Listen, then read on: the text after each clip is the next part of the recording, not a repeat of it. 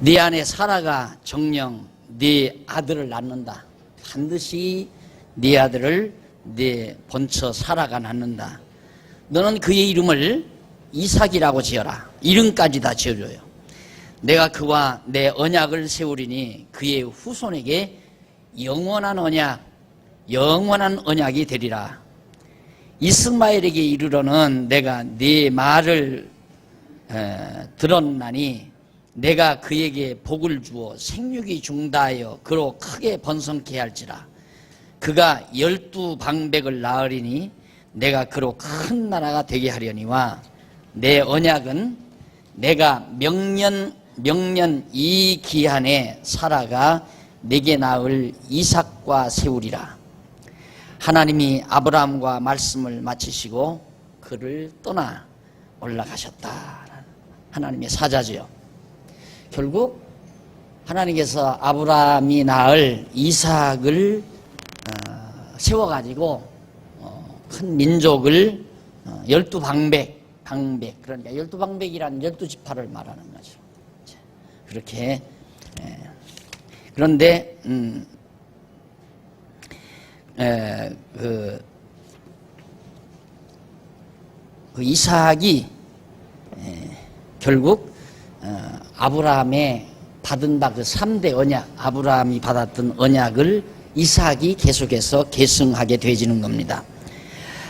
그래서 20절로 22절 보면 아브라함이 요구대로 이스마엘을 번창하게 해주시지만 언약만은 이삭과 세우겠다.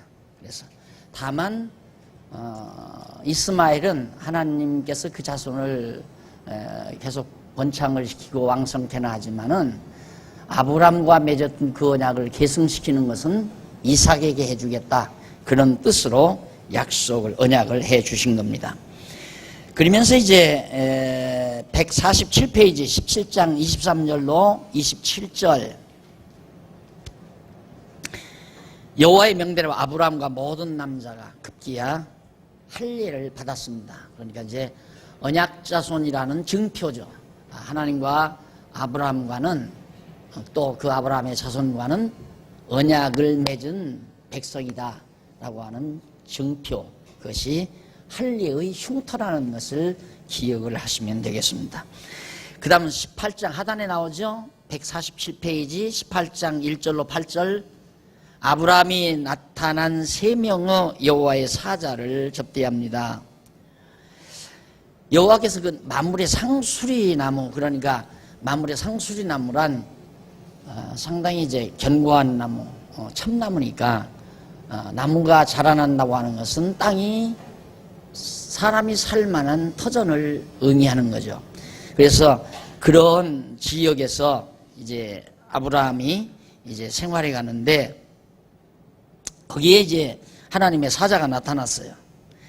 그래서 오정쯤에 그가 장막문에 있다가 2절 눈을 들어본 즉 사람 셋이 맞은편에 섰는지라 그가 그들을 보자 곧 장막문에서 달려나가 영접하며 몸을 땅에 굽혀 가로되 내 주여 내가 주께 은혜를 입어 싸우면 원컨대 종을 떠나가지 마옵소서. 물을 조금 가져오게 하사 당신들의 발을 씻으시고 나무 아래서 쉬소서. 내가 떡을 조금 가져오리니 당신들의 마음을 쾌활케 하신 후에 지나가소서. 당신들이 종에게 오셨음이니이다. 그들이 가로되 네 말대로 그리하라.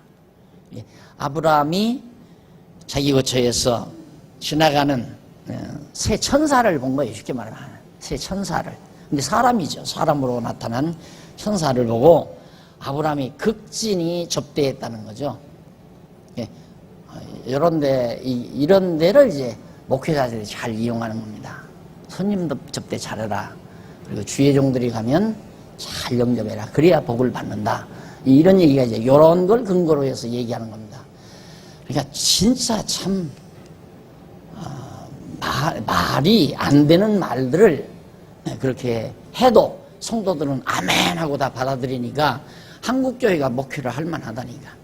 우리 교회처럼 목회가 힘든 목표는 없죠. 사실 따지고 보면 이건 성경을 그대로 가르쳐야 되고, 가르치려면 그대로 성경을 또 잘 연구해야 되고, 얼마나 힘듭니까 사실 따지고 보면. 그냥 이런 데 보고 보십시오. 아브라함은 손님 접대 잘하다가 6절 보세요. 복을 어떻게 받는가.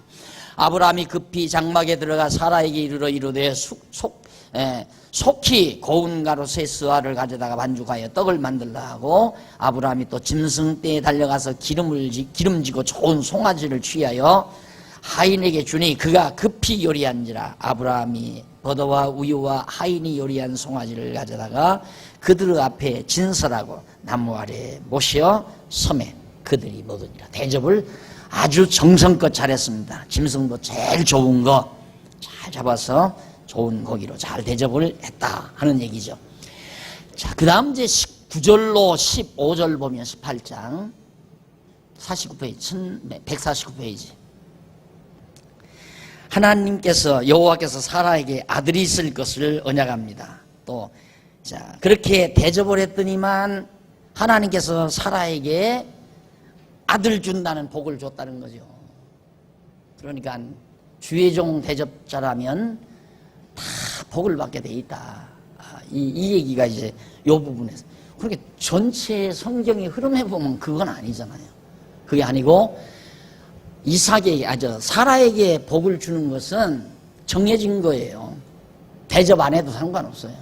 대접했다고 해서 이 복이 주어지고 안 했다고 해서 주어지는 게 아니에요. 이미 앞에서 다 약속된 건데.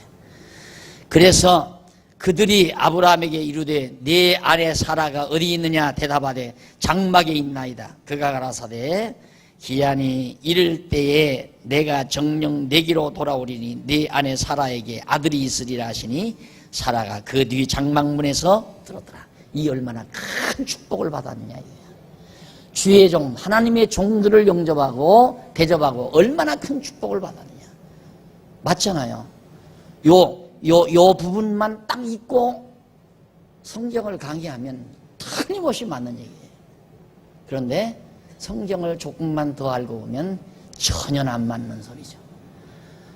주의 이 지나가는 천사들을 대접을 잘했기 때문에 사라가 아들 낳는 게 아니잖아요. 이미 앞서 하나님께서 아브라함에게 네 아내 사라에게 아들을 내년 이맘때 아들 주마. 네 몸에서 날 씨가 네 유업을 이을 자가 된다. 아브라함이 그때 웃으면서 아유 내 이 나이에 무슨 아들입니까? 그냥 이스마엘이나 잘 크게 해주십시오. 이러고 앞에서 이미 얘기가 됐잖아요. 그러니까 대접했기 때문에 사라에게 이렇게 약속하고 안 했기 때문에 약속하고 그거와는 전혀 관계없는 거란 말입니다. 다만 이 약속을 하기 위해서 온 사자들을 대접한 거죠. 대접했기 때문에 이런 약속을 해준 게 아니라 약속하러 이 복을 주려고 온 천사들에게 대접한 것이죠. 전혀 다르잖아요. 여러분 집에 가면 손님 가면 대접 자연스럽게 하잖아요.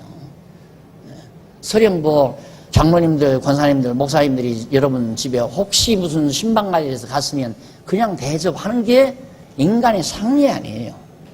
내 집에 온 손님을 어떻게 그냥 찬물 한 그릇도 안 떠드리고 그냥 바라합니까? 또 남의 집 방문하면서 어떻게 또 빈손으로 갑니까? 그게 다 인간 살아가는 데서 있어지는, 남의 집 방문할 때는 하다못해 과일 한 개라도 들고 들어가는 것이 상례고, 또 갔으면 찬물 한 그릇이라도 따끈하게, 찬물은 따끈한 게 아니지, 따뜻하게 대접해서 보내는 게 상례고, 그게 인지상정에 관한 것이지, 그러면 복을 받는다, 이건 말이 안 되는 얘기예요. 그래서 사라에게 그 말을 하니까 사라도 참 답답한 거죠.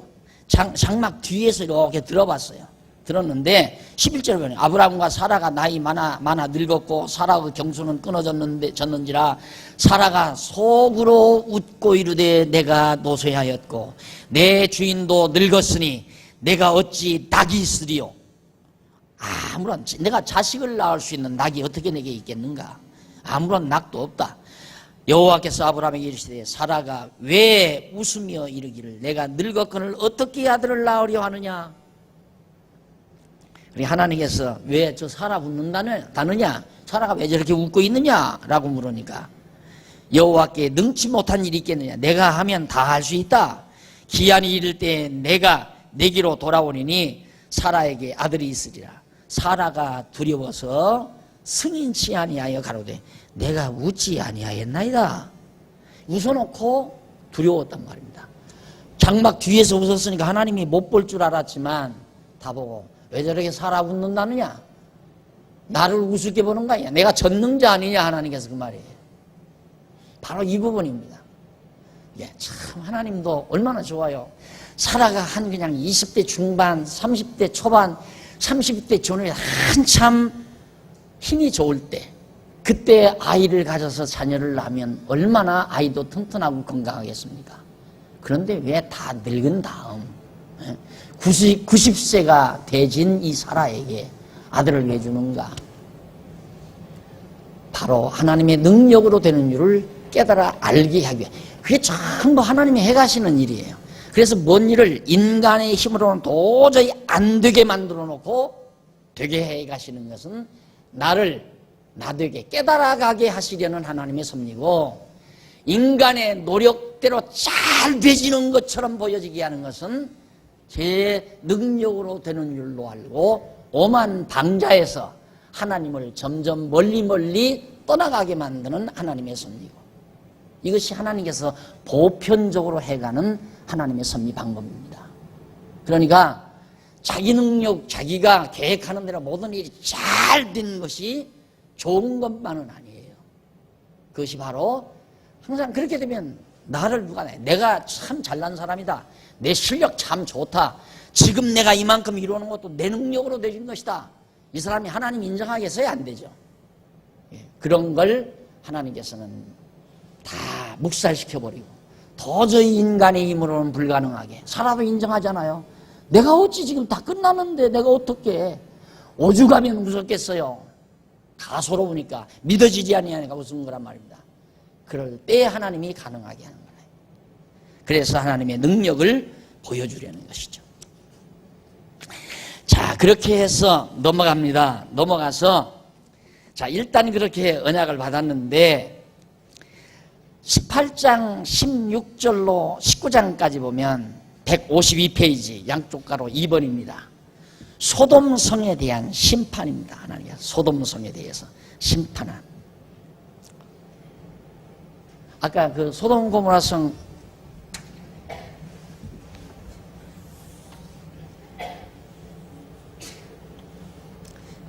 이게 요단강이고 사해바다라고 그랬어요. 소돔 고모라성이 아마 요 부근 이 사해바다 지금 이 바다 안쪽으로 이제 하나님께서 땅을 뒤집어서 소돔 멸할 때 막 불이 일어났다고 해요. 땅 속에서 불도 일어나고 하늘에서 불이 쏟아져. 그래서 소돔성이 망했거든요. 이 사해바다 안에 있을 거라고 하는데 학자들의 견해를 다 같이 한다. 아까 말씀드렸죠. 그런데 마침 이 소돔성에 대한 하나님의 심판이 이루어지는 과정에서 아브라함이 소돔으로 향하는 세 사자들을 전송을 합니다. 그러니까 이삭에게 복을 주고 소돔성이 망한다는 사실을 선포하기 위해서, 망하게 하기 위해서 지금 소돔성으로 향하는 거예요. 자, 이거 보세요. 아브라함이 조카 롯하고 여기서 땅에 대해서 서로 다퉜잖아요.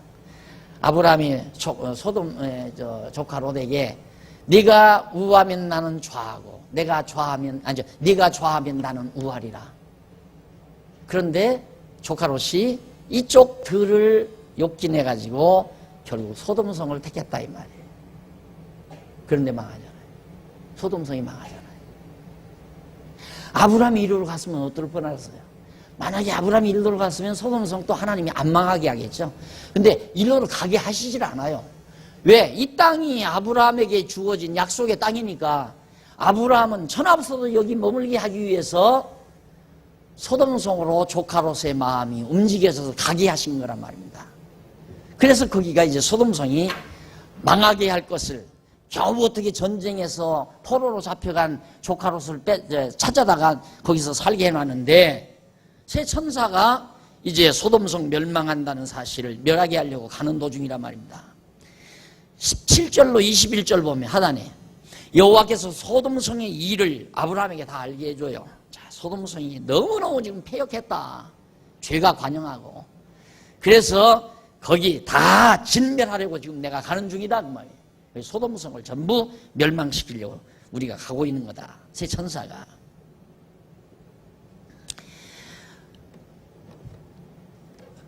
그러면서 여호와께서 또 이거 소돔과 고모라 성에 대한 부리짖음이 크고 죄악이 심히 중하기 때문에 거기를 멸망시키려고 한다.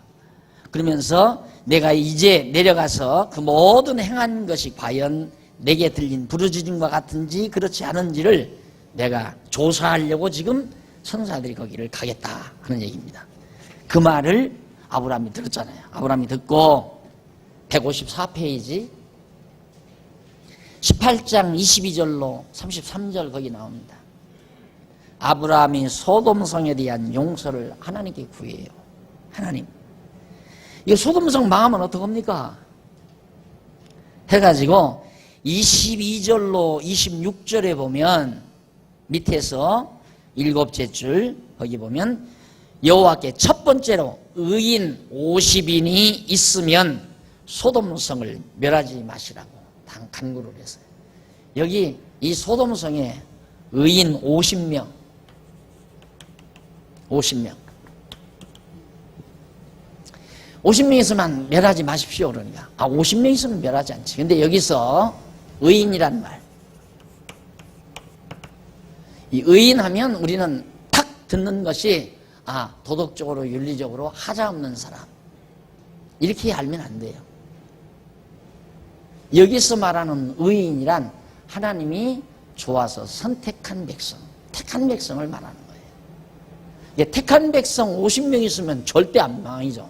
아까 그랬잖아요. 아브라함이 소돔 고모라 성 쪽으로 택했으면 소돔 고모라 성 안 망한다고. 왜? 아브라함이 의인이니까, 택한 백성이니까. 그러니까 50명 있으면 안 망한다 하나님이 약속해요. 그러니까 또 40명, 30명, 10명, 나중에는 의인 몇 명? 10명까지 나오나요? 그렇게 계속 의인 40인이 10인씩을 감하여 30인과 20인과 10인을 조건으로 소돔성을 용서해달라고. 그래 10인만 있어도 내가 멸망시키지 않는다. 그런데 10인이 없었어요. 망했어요. 그래서 19장 1절로 3절 보면 155페이지 소돔성에 온 두 천사를 롯이 영접하고 음식을, 이제 이 소돔성으로 아브라함에게 왔던 천사가 소돔성으로 갔을 거 아니에요. 이 천사를 바로 롯이 영접을 했어요. 그리고 음식을 대접을 했어요. 자, 그 다음 19장 4절로 11절 156페이지 중간쯤 4절로 11절에 보면 천사들이 악행하는 소돔 백성들의 눈을 멀게 해버렸습니다. 소돔 사람들이 얼마나 악을 행하는지. 무슨 악을 행하느냐 하면 4절로 5절에 보면 157페이지 상단에 나오죠.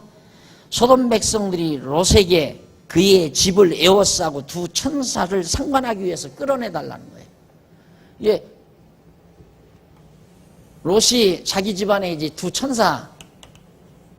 천사를 영접해 드렸는데 백성들이 뺑뺑 포위를 하고 이 천사 끌어내라. 우리 이 천사와 놀겠다 이거예요. 이게 천사 보니까 이쁘고 참 곱게 생겼던가 봐요. 그러니까 이게 여자인 줄로 착각하고 자꾸만 이 천사, 이 롯이 지금 영접하고 있는 천사를 자꾸만 끌어내려.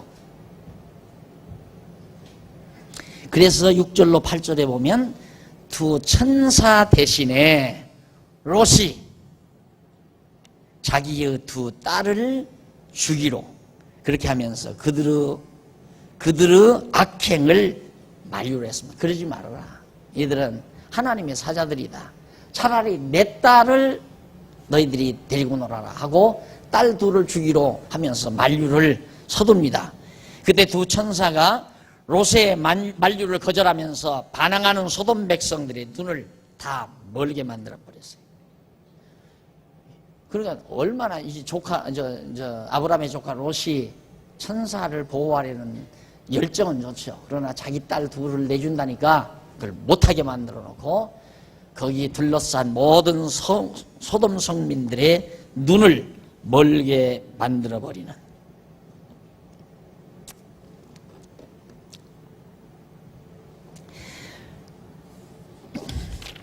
그래서 이제 소돔성에 이제 그런 비운이 이제 벌어지게 됐는데 12절로 22절에 보면 19장 157페이지 그 하단에 보면 롯이 천사들의 말을 듣고 가족을 소알로 피하게 합니다. 저 가족을, 자기 가족들을 소알이라는 조그마한, 여기서 가까운 소알이라는 조그마한 성읍 쪽으로 피신을 시켜요. 그런 장면이 이제 나오는데 29절까지 나오는데 그 다음 이제 그 27절로 29절 그 가운데서 161페이지 상단 보세요.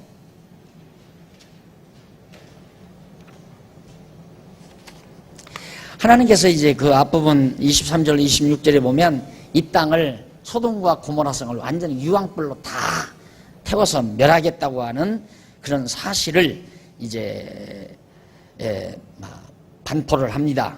그리고 그렇게 실시를 하죠. 그래서 23절로 26절 160페이지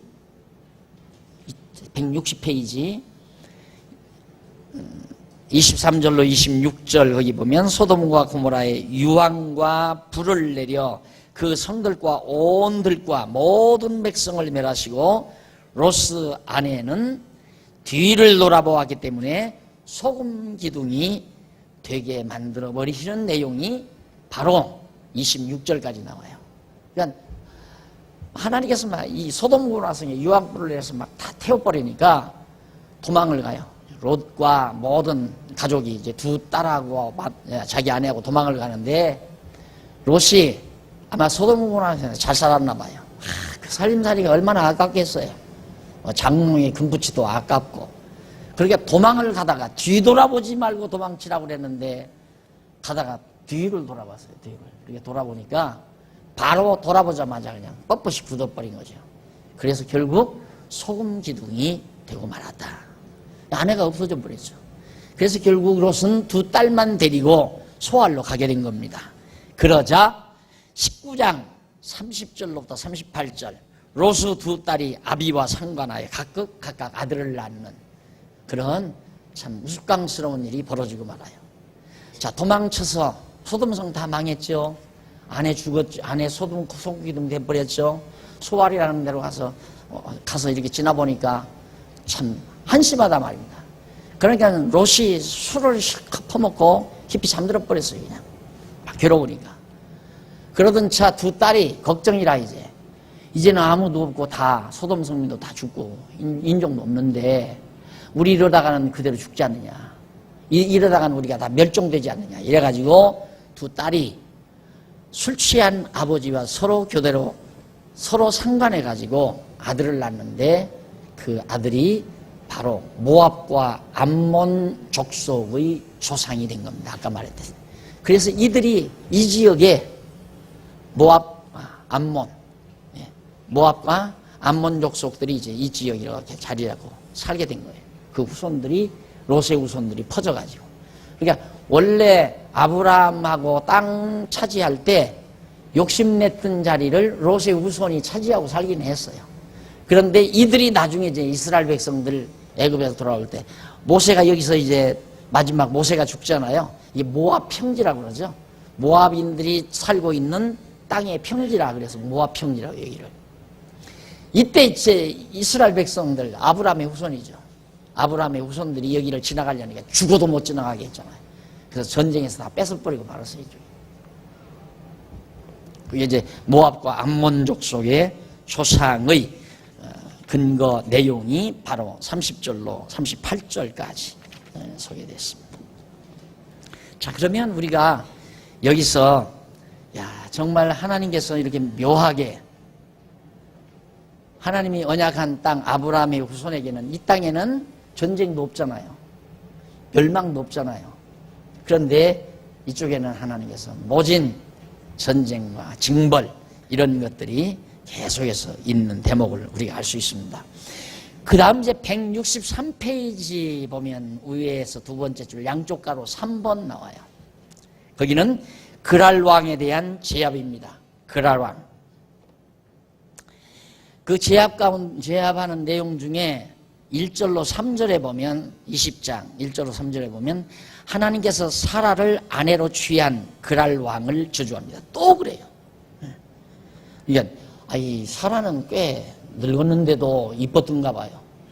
그래가지고 이놈의 그랄나라 왕이 또 욕심을 내가지고 거기 한번 좀 읽어보십시다. 아브라함이 거기서 남방으로 이사하여 가데스와 술 사이 그랄에 우거하며 가데스와 술 사이 여기서 남방으로 조금 이거에서 이 지역에 사는데 거기에 그랄이라는 성읍도시 왕이 하나 있었는데 그 왕이 그만 그렇게 욕심을 내가지고 아내를 뺏어가 버리는 거예요. 그러자 3절 그 밤에 하나님이 아비멜렉에게 현몽하시고 그에게 이르시되 네가 취한 이 여인을 인하여 네가 죽으리니 그가 남의 아내임이니라. 지금 사라는 누군데? 사라가 지금 앞으로 이삭을 낳아서 하나님의 언약을 이룰 자손인데 이룰 여자인데 그 여자를 자기가 함부로 그랄 왕이 데려다 했으니 죽을 수밖에 없어. 너 죽는다. 그래가지고 결국 4절로 5절에 보면 넘어가서 20장 4절로 5절 164페이지 그랄 왕이 하나님께 자기의 실수에 대해서 변명을 합니다. 뭐라고 변명하나 좀 읽어보십시다. 아비멜렉이 그 여인을 가까이 한 거로 그가 대답하되 주여 주께서 의로운 백성도 멸하시나니까 나 잘못 하나도 없습니다. 나 의롭습니다. 왜냐하면 그가 나더러 이는데 누이라 하지 아니하였습니까? 아브라함이 자기 누이라 위해서 내가 데려다 살았지 자기 아내라면 왜 데려왔겠습니까? 이 말이에요. 그 여인도 그는 내 오랍이라 하였사오니 둘이 부부가 다 아브라함 사라가 아예 짝 맞춰가지고 서로 거짓말을 한 거예요. 왜? 살기 위해서 거짓말한 거예요. 살기 위해서. 그러니까 아브라함은 사라가 배기 싫어서 내치려고 누이라고 하고 또 사라는 아브라함이 싫어가지고 그랄 왕에게 시집 가려고 오빠라고 그렇게 얘기한 게 아니라 나중에 왕이 아브라함 죽이고 데려갈 거 아니에요. 그러니까 서로 살기 위해서는 거짓말이라도 해야 되겠다. 그걸 보면 얼마나 이쯤 되면 우리가 여기까지 와서 이쯤 되면 하나님께서 사라에게 아들 잉태한다고 약속도 했겠다. 또 하나님이 이렇게 분명히 주신다는 땅도 주어서 정말 그쪽을 택하지 않고 간 소돔 고모라 성이 망하는 거 다 보고 이 정도 되면 그 그랄 왕에게 가서도 이건 내 아내입니다. 이렇게 말할 수 있었을 텐데 인간은 한없이 믿어지다가도 또 약해지고 믿어지다가도 또 약해지고 그럴만 하잖아요. 네가 어쩔 거냐 우리 못 죽인다 이거 믿어질 수 있잖아요. 그런데 거짓말을 했어요. 근데 그것도 또 전화해 보게 되는 거예요. 20장 6절로 7절 165페이지 상단에 보면 하나님께서 그랄 왕에게 용서해 주실 것을 약속을 해요. 알았다 그래 너 용서해 주마. 하나님이 꿈에 또 그에게 이르시되 네가 온전한 마음으로 이렇게 한 줄을 나도 알았으므로 너를 막아 내게 범죄하지 않게 하였으니 여인에게 가까이 못하게 함이 이 까닭이라. 만약에 그랄 왕이 아브라함의 아내 사라를 가까이 했다면 자 요즘 자유주의 신학자들 같은 이거 아브라함 자식 아니다. 그랄 왕의 시지 누가? 이삭이. 그렇잖아요. 이삭이 그랄 왕의 시지 어떻게 아브라함의 시냐. 아브라함은 늙어서 안 된다. 그런데 그랄 왕이 사라하고 관계에서 난 거다. 그러니까 아브라함과 언약은 안 이루어진 것이다. 이렇게 말할 수 있잖아요. 하나님께서 그걸 차단을 한 거예요. 왜? 그런 요소를 배제하시려는 거죠. 이제 그 사람의 아내를 돌려보내라. 그는 선지자라. 아브라함이 선지자라 이거예요. 앞으로 되질 일을 다 알고 있으니까. 그가 너를 위하여 기도하리니 네가 살려니와 네가 돌려보내지 않으면 너와 네 속한 자가 다 정령 죽을 줄 알아라. 하나님의 택한 백성은 건들면 안 되죠. 잘했건 잘못했건 간에 아브라함이 거짓말을 했건 참말을 했건 관계없어요. 잘못은 객관적으로 뭐 아브라함이 잘못했죠. 그라락이 잘못한 게 아니라. 그런데 너 아브라함한테 함부로 했다가는 너는 죽는다. 그리고 하나님께서 아브라함을 보호하는 대목이 나옵니다. 그 다음 20장 8절로 10절에 보면 그랄왕이 아브라함이 거짓으로 말한 것을 책망을 합니다. 너 왜 나한테 거짓말해? 한마디 하면 큰일 날 뻔했다 임마. 너 왜 나한테 거짓말을 해? 하고 아브라함에게 이르면서 왜 이렇게 했느냐고 그렇게 책망을 하는 대목이 나오고 11절로 13절 167페이지 아브라함이 그랄왕에게 거짓말한 이유를 변명을 합니다. 해명을 해요. 왜 거짓말했나 한번 들어봅시다. 11절 167페이지 나오죠. 아브라함이 가로되 이곳에서는 하나님을 두려워함이 없으니 당신들 하나님 모르지 않느냐.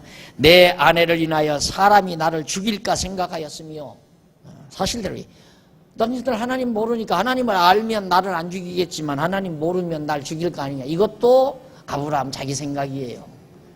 이것도. 그러니까 아브라함은 인간적으로 생각해 보니까 이 사람들 하나님을 알면 나를 안 죽일 텐데 이렇게 생각한 거죠. 12절 또 그는 실로 나의 이복 누이로서 내 처가 되었음이니라. 원래 이 사라가 갈대아 우르에서 이제 만날 때 아마 이복 누이를 아내로 맞았던 것 같아요. 그래서 이제 처가 됐기 때문에 아주 거짓말은 아니다. 이런 얘기죠. 하나님이 나로 내 아비 집을 떠나 두루 다니게 하실 때 내가 아내에게 말하기를 이후로 우리의 가는 곳마다 그대는 나를 그대의 오랍이라 하라. 이것이 그대가 내게 베푸는 은혜라 하였었노라. 우리 이미 결혼하면서 이게 나그네 생활할 때 위험하니까 항상 어디 가면 나를 오빠라고 그렇게 하자고 다 약속해서 그랬던 거다라고 변명을 합니다. 자, 그리고 17절로 18절 168페이지 아브라함의 기도로 그랄 왕의 아내가 생산하게 됩니다. 자, 아브라함이 하나님께 기도하며 하나님이 아비멜렉과 그 아내와 여종을 치료하사 생산케 하였으니 아마 아이를 못 낳던가 봐요. 그랄 왕이 왕자를 하나 낳아야 되는데 그래서 아브라함의 아내가 이쁘니까 데려다 살려고 하다가 이제 이렇게 봉변을 당하는 거죠. 여호와께서 이왕에 아브라함의 아내 사라의 연고로 아비멜렉의 집 모든 태를 다치셨습니다. 그러니까 아이를 못 낳게 저주를 했었는데 아브라함이 기도를 해줌으로 결국 다시 태가 열리게 됐다. 그 다음 이제 큰 2번이 나옵니다. 결국 이삭의 언약 계승이죠.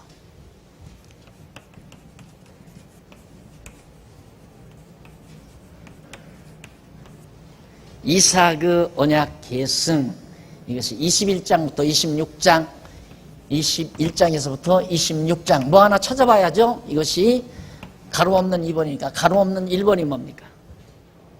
네? 아브라함과의 언약? 네? 네, 아브라함과의 언약.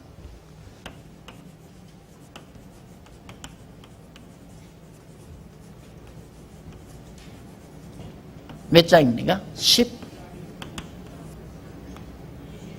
20? 네. 맞죠? 12장에서부터 20장까지가 아브라함과의 언약 내용이고 이제 21장부터 26장까지가 이삭의 언약 계승입니다. 그 이삭의 언약 계승이란 아브라함과 맺은 그 언약을 그의 아들 도저히 인간적으로는 낳을 수 없었던 아브라함의 아들 이삭 하나님의 능력으로 허락으로 하나님의 약속으로 난 이삭이 아브라함과의 맺은 그 언약을 계승한단 말입니다. 유업을 이어간다 이 말이에요. 결국 아브라함의 유업이란 이 하나님의 언약이거든요. 그 언약을 누가 이어가야 되잖아요. 그런데 정말 도저히 인간 생각으로는 도저히 있을 수 없는 그러한 이삭을 통해서 하나님이 언약을 계승시키는 이런 내용이 21장부터 26장까지예요. 이것을 알면 돼요, 이제. 네, 그동안 거의 다 잊어버려도 상관없어요. 예? 아시겠죠? 공부하는 거? 내가 무슨 아브라함이 무슨 대접을 잘해서 천사들을 대접 잘했다. 이런 얘기 다 잊어버려도 상관없어요. 이것만 기억해도. 하나님께서는 아브라함에게 언약하시고 그 언약을 이삭에게 계승하신다. 왜? 언약대로 이루시려고. 왜 언약대로 이루시려고? 당신이 여호와이심을 알게 하려고. 왜 알게 하려고? 경외케 하려고. 그러니까 우리가 성경 공부하는 것은 하나님이 언약 세워서 그 언약대로 이루시는 여호와이심을 깨달아 경외하게 하려고. 하나님이 그렇게 경외하게 하시려고 이 성경을 주신 거란 말이에요. 그리고 이거 알면 됐잖아요. 그래서 큰 제목이 더 중요한 제목이고 깊이 있는 내용이다.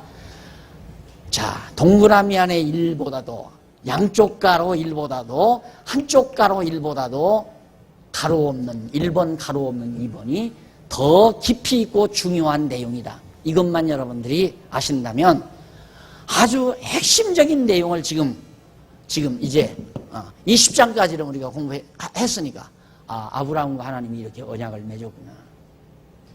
그런데 그 언약을 앞으로 21장부터 26장까지 이어가겠구나. 바쁜 사람은 다음에 안 와도 돼요. 이제 보십시다. 어떻게 계승하는가. 그 계승하는 과정에서 언약 계승의 준비 과정이 당연히 가로 없는 2번이니까 한쪽 가로 1번이 나와야 되겠죠. 한쪽 가로 1번이 언약 계승의 준비. 하나님께서 언약을 계승시키실 준비. 언약 계승의 준비. 이것이 21장에서 23장까지. 23장까지. 여러분, 지금 젊은 세대들은 한 번 딱 공부하면 다 명교사가 돼요. 명교사. 이번에 공부하고 나서 교회학교 교사 다 해요. 얼마나 가르치기가 좋고 즐겁고 확신 있는 얘기입니까? 네. 자라나는 아이들에게 이런 하나님 여호와 딱 알고 나면 아이들이 다르잖아요. 네. 하나님 살아계시다는 거 알고 사는 것과 하나님이 살아계시다는 걸 모르고 사는 것과는 삶의 질도 다를 뿐만 아니라 방법도 다 다르게 돼 있어요. 그러니까 여러분 자녀들도 그렇지만 후배들에게도 누구나 가르칠 수 있습니다. 교재가 다 이렇게 아주 잘 돼 있잖아요. 그 다음 그러면 그 언약 계승을 준비하는 데서 가장 중요한 게 뭐냐? 언약을 계승받을 자가 나와야 되잖아요. 그래서 양쪽 가로 1번에 준비하기 위해서 누가 태어나는가? 이삭의 출생과 보호.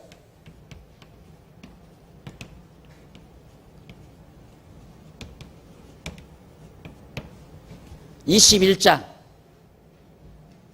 나오죠? 아주 논리적이죠? 아주 논리적이죠. 하나님이 언약하시고 아브라함과 언약하시고 그 언약을 이삭에게 계승하기 위해서 언약 계승할 준비를 해가시는 과정에서 그 계승받을 이삭이 출생케 하고 그 이삭을 하나님이 죽지 않게 또 잘못되지 않게 하나님이 보호해 주신다. 왜? 이삭이 이뻐서? 아니에요. 하나님이 언약을 이루어 가시기 위해서. 이게 중요한 내용이에요. 이삭이 하나님 잘 경외해서? 아니에요. 하나님이 언약을 이루어 가시기 위해서. 왜 언약을 이루시려고? 당신을 우리에게 여호와로 알게 하시려고. 왜 우리에게 여호와로 알게 하십니까? 경외케 하시려고. 바로 그거예요.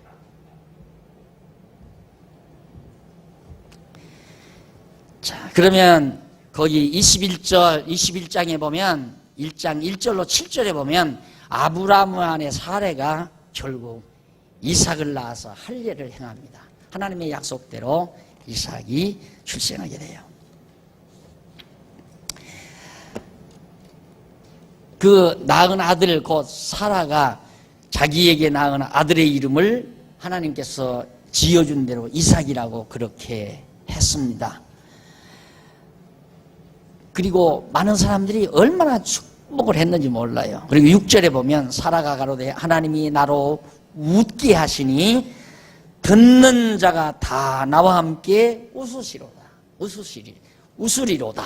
그러니까 앞에서 사라가 하나님께서 내가 내년 이맘때 아들 낳는다 할 때는 비웃었어요. 비웃어. 에이, 내가 이렇게 늙으면 어떡해. 지금 웃으면 즐거움이 웃음이에요. 감사의 웃음. 좋아서. 하나님이 사라로 하여금 이삭을 출생하게 했으니 얼마나 즐겁겠어요. 그래서 하나님이 웃게 하셨다.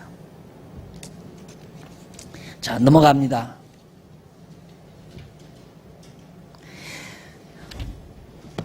(21장) 8절로 9절에 보면 하갈이 낳은 이스마엘이 사라가 낳은 이삭을 희롱하는 장면이 나오죠.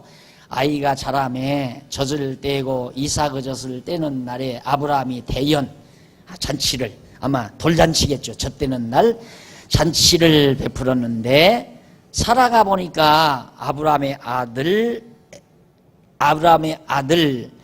애굽 여인 하갈의 소생이, 애굽 여인 하갈은 아까 말한 애굽 여인이라고 그랬죠.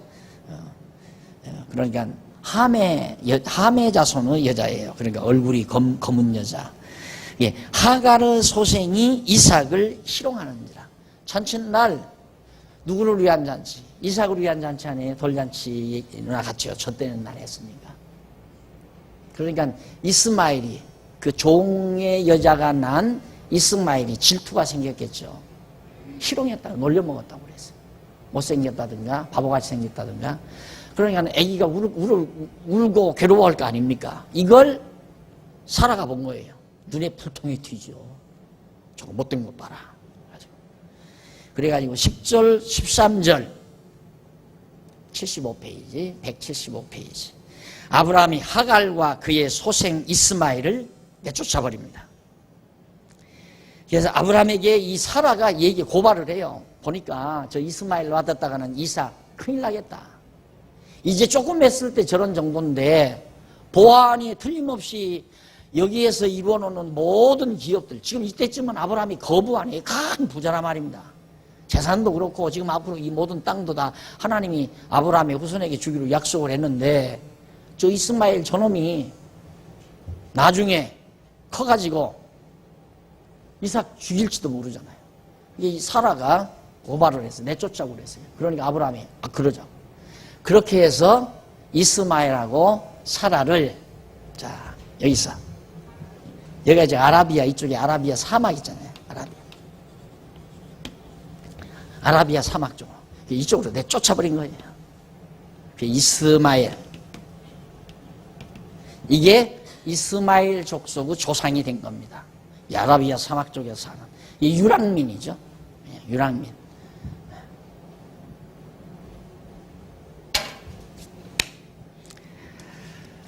그 다음 이제 21장 14절로부터 16절 보면 추방을 당한 하갈과 이스마엘이 들에서 방성대곡을 합니다. 참 답답하잖아요. 이제 쫓겨났으니까. 그래서 그 자식을 이끌고 이제 나갔는데 하갈이 나가서 부엘세바 들에서 방황하더니, 부엘세바들이 바로 이쪽 편입니다. 그래서 그 들에서 방황하더니 가죽 부대에 물이 다한지라, 가죽 부대에다가 물을 담아가지고 이제 처음 나갈 때 나갔는데 그게 다 떨어졌어요. 그리고 광야에 물도 없고 그 자식을 떨기나무 아래 두면서 가로되 자식의 죽는 것을 참아보지 못하겠다. 목말라서 이스마엘이 죽어가는 걸 못 보겠다. 근데 죽지는 않아요. 왜? 이스마엘도 많이 번창한다고 하나님이 약속했잖아요. 그렇기 때문에 죽지는 않는단 말입니다. 그러나 당장은 고생스러우니까. 그래서 결국 마주 앉아서 방성대곡하면서 울었다고 했습니다. 그리고 21장 17절로 21절 하나님께서 하갈에게 약속을 주시고 위로해 주시는 내용입니다. 너 너무 걱정하지 말아라. 아이의 소리를 들은 하나님께서, 사자가 하늘에서부터 하갈을 불러서 이렇게 말해요. 하갈아, 무슨 일이냐? 두려워 말라. 하나님이 저기 있는 아이의 소리를 들으셨다. 저 하갈이 우는 소리를 내가 들었다. 일어나 아이를 일으켜 네 손으로 붙들라. 그로 큰 민족을 이루게 하리라. 이스마엘도 큰 민족, 나라가 이루어지게 하겠다. 그래서 이스마엘 족속이 이루어진 거예요. 하나님이 하갈의 눈을 밝히심에 딱 샘을 보게 됐어요. 광야에서 물이 솟는 거예요. 샘, 오아시스를 발견하게 된 거죠. 가죽 부대에 물을 채워다가 그 아이에게 마시워서 죽어가는, 목말라 죽어가는 아들의 생명을 살려냈습니다. 이 아이와 함께 하나님께서 이스마엘과 함께 계시니까 그가 장성하여 광야에 거하며 활 쏘는 자가 되었더니 그가 바란 광야에 거할 때 그 어미가 그를 위하여 애굽 땅 여인을 취하여 아내를 삼았더라. 그래서 결국 이 이스마엘이 애굽 여자. 그러니까 보세요. 이스마엘은 애굽 여자와 아버지 아브라함 사이에서 태어났죠. 그러니까 뭐라고 그래요, 그걸? 좀 속된 말은 튀기라고 그러는데, 뭐라고 그러죠? 혼혈아가 됐어요. 그런데 이 혼혈아가 다시 또 애굽 여인하고 살면서 자손을 낳으니까 또 혼혈아가 생기겠죠. 혼혈 남자와 애굽 여자와 살아서. 그래서 이제 완전히 흑인도 아니고 그렇다고 해서 놀라운 셈의 자손도 아닌 아브라함의 후손도 아닌 요상망측한 족속들이 이 지역에서 퍼져나가는 거예요. 아시겠죠, 이제? 인류 문화사, 인류 발생사를 연구하고 싶은 분은 잘 연구해보면 정확하게 들어맞을 겁니다. 그런 것도 한번 해보고 싶어요. 인류가 어떻게 번창해서 어떻게 해서 나아가는가. 너무 분명하잖아요. 그 다음 이제 넘어가서 21장 22절로 34절 거기 보면 아브람과 아비멜렉이 거짓없기로 서로 맹세하는 거기서 약속을 합니다. 평화조약이죠. 거짓말을 서로 하면 안 된다. 서로가 분쟁 없이 평화를 유지하는 데는 거짓이 있으면 안 되죠. 서로 속여먹으면 안 되고 서로 위선을 떨면 안 되고 솔직해야 된다는 얘기입니다. 그래서 22절로 23절에 보면 아브라함에게 너는 범사에 하나님이 함께 하시니까 자기와 자손들에게 거짓되게 행하면 안 된다. 너는 하나님이 너와 함께 하지 않느냐. 그러니까 절대 거짓말하지 말아라. 자기들에게. 그러면서 24절로 30절에 보면 180페이지 위에서 두 번째 줄 나와요. 아브라함이 아비멜렉에게 종들이 자기의 우물을 늑탈한 일에 대해서 책망하는 내용입니다. 여기서 물론 이제